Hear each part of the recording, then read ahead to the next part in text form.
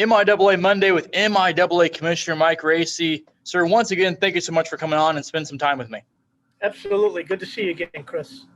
We've talked all summer long about the future of college athletics as well as the future of the MIAA. The NCAA President Mark Emmert coming out last week making some headlines with where he thinks possibly the NCAA as a whole could be going. I guess is kind of the start throwing paint at this canvas that we're, doing this, trying to paint a picture for. Is this kind of the beginning of a big change across college athletics in the NCAA and more particular Division II? Yeah, I think we're seeing a lot of changes, Chris, and you and I have had a chance the last few weeks to talk about those. You know, whether it was the Supreme Court case, the 9-0 Supreme Court decision, and the Alston case that really very, very clearly, noted limitations on the NCAA's ability to create rules and regulations that would govern athletics. And in the past, the NCAA's been able to do that. The Supreme Court case is saying now that the NCAA does have limitations and needs to be mindful and careful regarding antitrust law. And then the name, image, likeness issues that you and I have talked about the last few weeks. So I think certainly President Emmert, as head of the NCAA, is sending some messages to the NCAA membership, MIAA included, that he has concerns about the current structure, the current role that the NCAA plays, and starting to talk, at least publicly, what needs to change, what needs to be different. In his article that was out there on ESPN, he talked about the difference between 1920 and 2020 when you're talking about creating the NCAA. From your perspective, I guess, what would the overhaul maybe look like affecting MIAA, or even if it is an overhaul? I don't even know what you would describe it as, if it's just a reconstruction of the NCAA.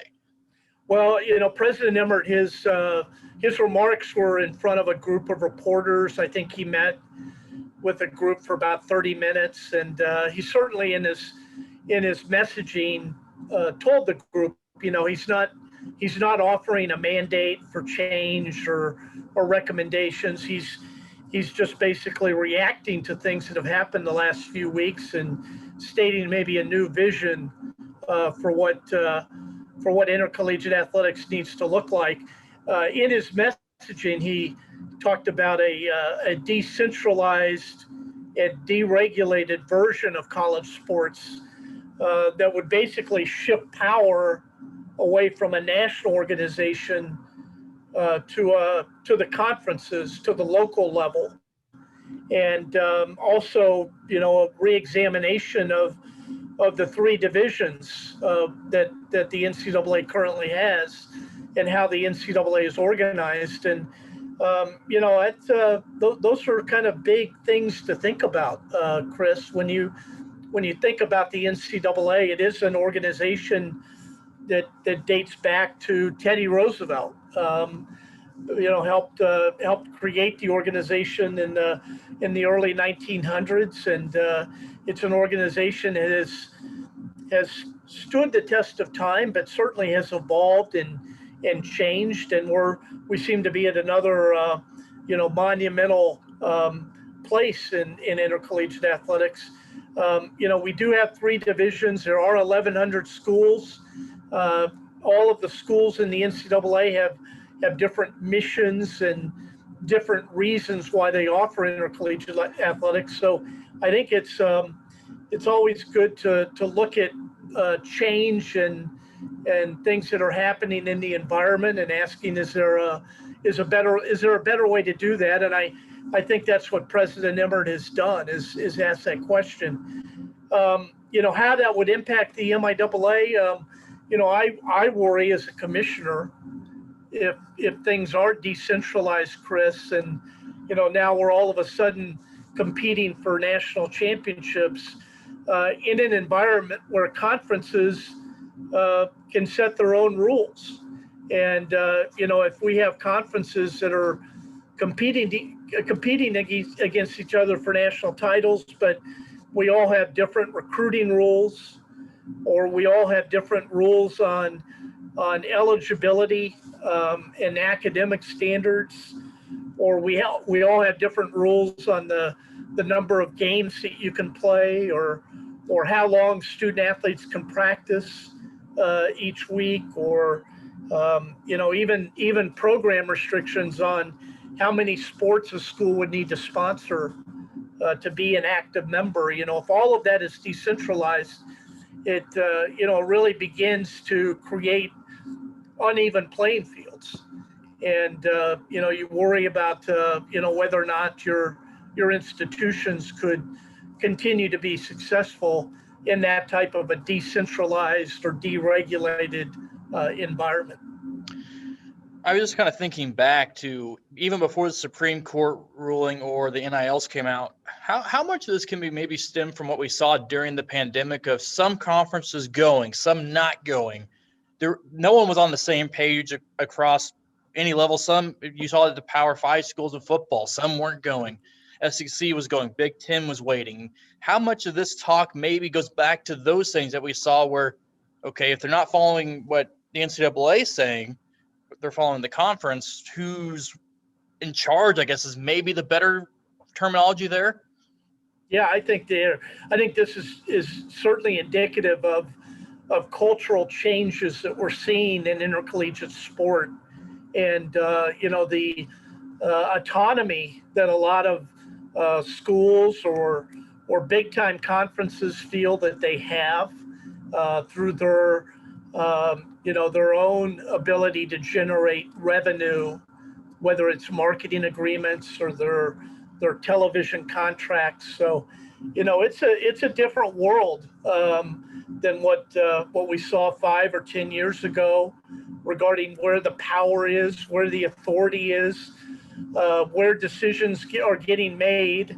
I think that we're seeing some of this play out throughout a lot of areas of society, but in higher ed and in intercollegiate athletics, I think you're right, Chris. I think we saw some of this being demonstrated during the pandemic, and conferences and schools operating with a lot more autonomy and authority maybe than we've seen in the past. Talk about how different sports generate the revenue. I think it's pretty fair to say it's football, basketball, probably runs a lot of it for a lot of institutions. If just an example, if it goes to the route of dividing up however which way, football, it will be fine on its own, just how it's come to be. What does that do to maybe the sports that don't drive the revenue, just the other sports that could be hurt by a significant change in the NCAA's, I guess, formation and how it looks like?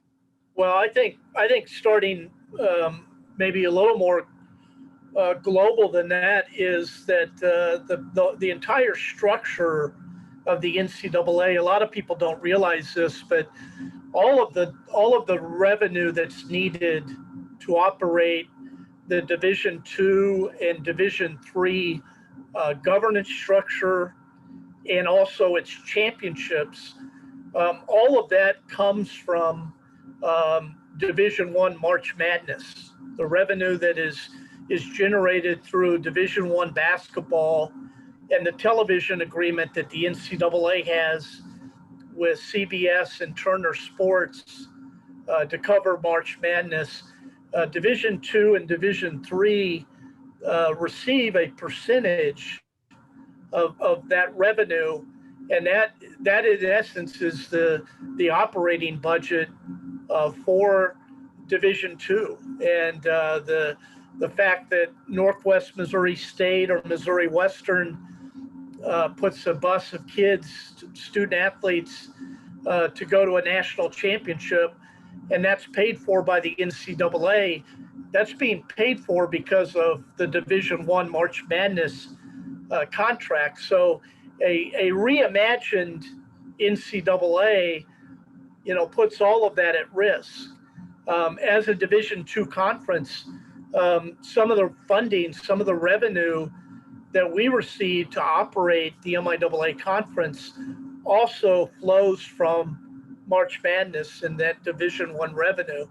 So the thought of the thought of a reorganized structure that's decentralized, that's deregulated, that reexamines the three divisions, that puts shifts power to the local level, all of that causes some concern just from a funding model for NCAA Division II and Division III championships. At the local level that you're talking about, yeah, I think all of a sudden you have schools that start to wonder whether or not they need to sponsor all of these sports. If that's no longer an NCAA requirement, to sponsor a certain number of sports, you really could see schools that start to analyze, okay, well, how much are we investing? How much revenue are we generating? What's the popularity of these sports? How hard is it to recruit or find students to compete in these sports? All of those things go into an analysis of whether or not to have a sport. And so that concerns me as well. I will say that we do have in Division II, I think we have the best of both worlds.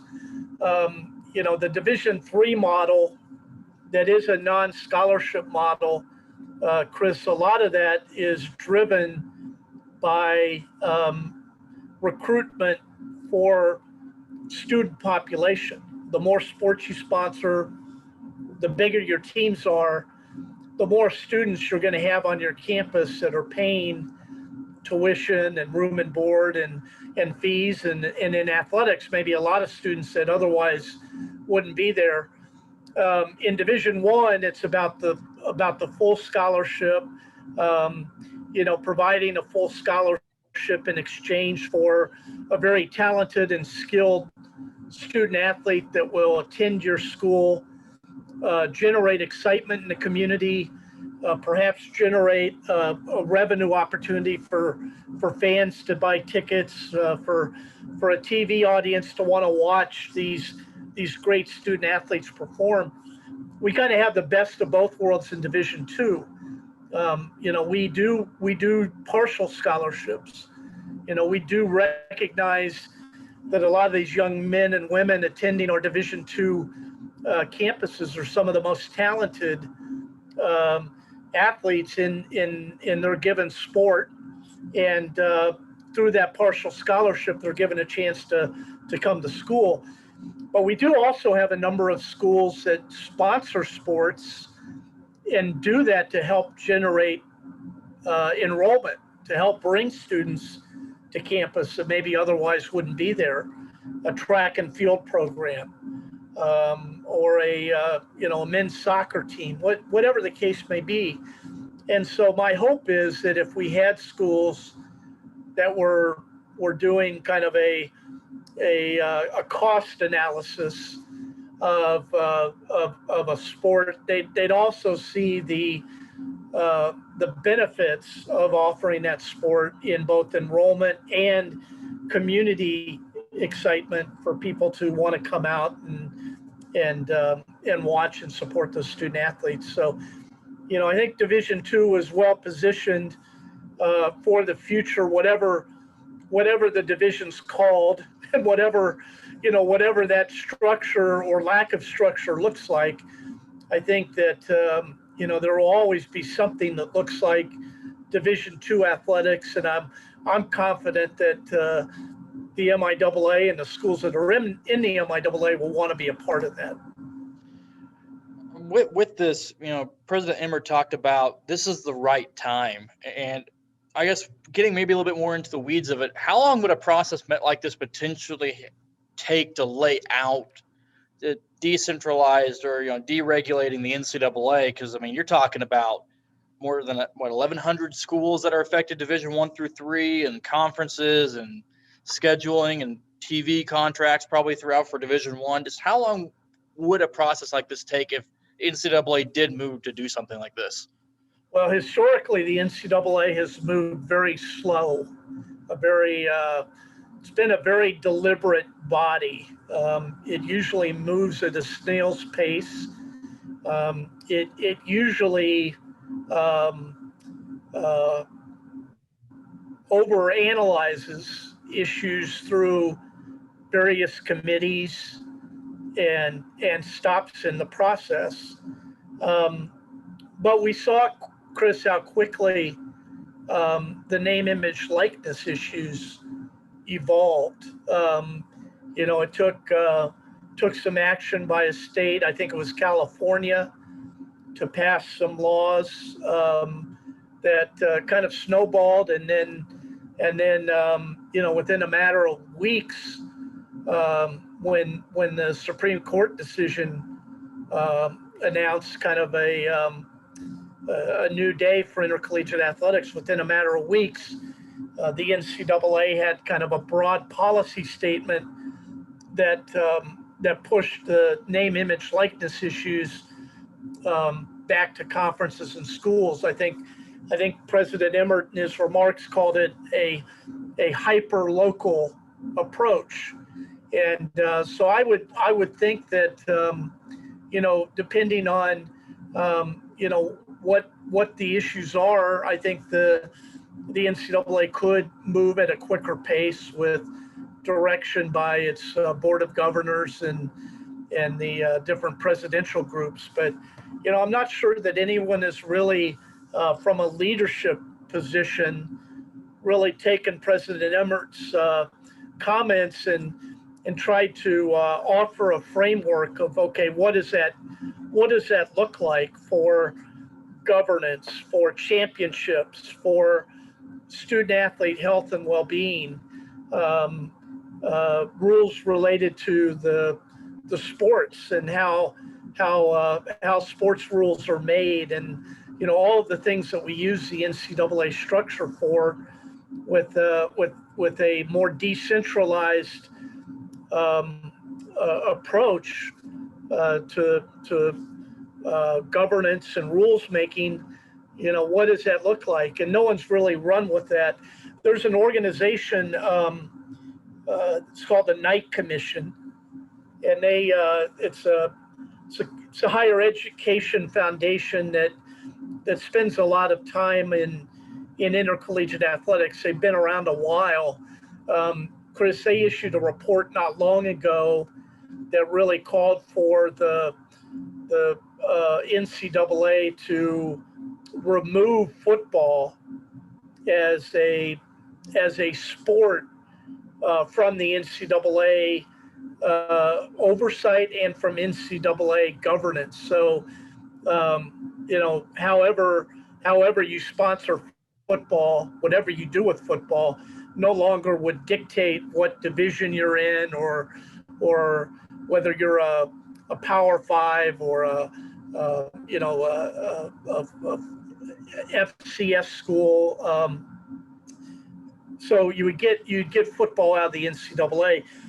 President Emmert and the NCAA has come out and said they don't necessarily support that model, but that's an interesting thought. And the Knight Commission, I think, is a group that people might look to with President Emmert's recent remarks.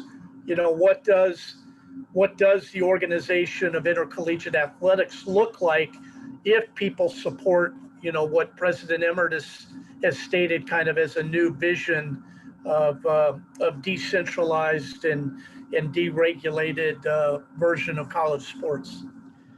I'll kind of run with that hypothetical with what the Knight Commission said. If football would be to be removed and almost become a minor league, I guess, more than anything else, maybe that'd be closer to what they were if they weren't a part of the NCAA or, institutions and everything like that. How much does that change how schools are looked at division-wise, or can that really shake up who sees who and where everybody goes if you remove football from that table? Yeah, it could be very interesting. We may, if that would happen, we might have some schools in the MIAA that would look to play Division I or whatever that type of football is. or schools that would look maybe to move to more of a non-scholarship football model, but be part of the MIAA in all other sports. That could be an opportunity or a possibility that isn't there right now. You have to, if you're going to be non-scholarship football, you have to have all of your programs in Division III.